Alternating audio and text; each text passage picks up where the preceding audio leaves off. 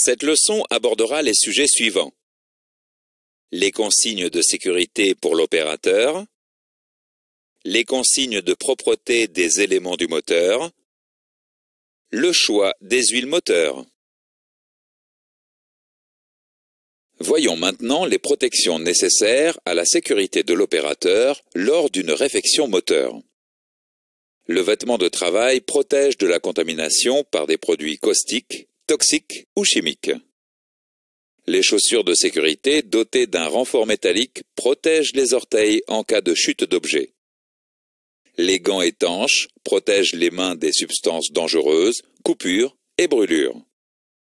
Les lunettes de sécurité empêchent éclaboussures et particules d'atteindre les yeux en les protégeant de face et de côté. Le port de ces protections est obligatoire pour toute intervention sur un moteur.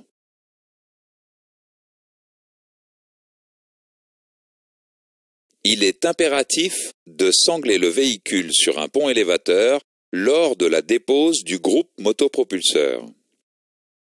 Chaque véhicule doit être sanglé de manière spécifique pour éviter son basculement. Vous devez vous référer à la documentation technique pour connaître les différentes procédures.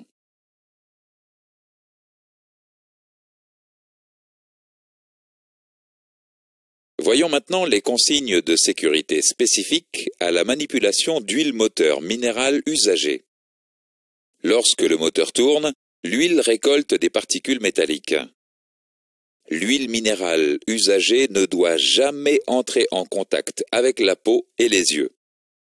Un contact prolongé et répété avec la peau provoque sécheresse et irritation qui peuvent dégénérer en maladie de peau.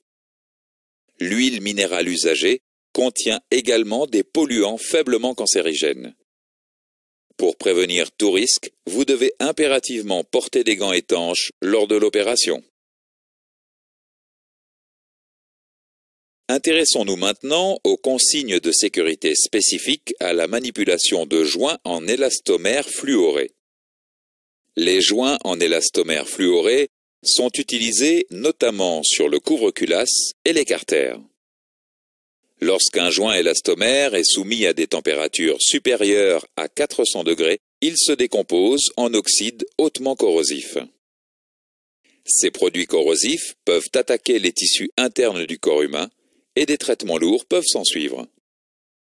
En cas de contact avec une de ces substances corrosives, vous devez impérativement gagner le poste de secours le plus rapidement possible.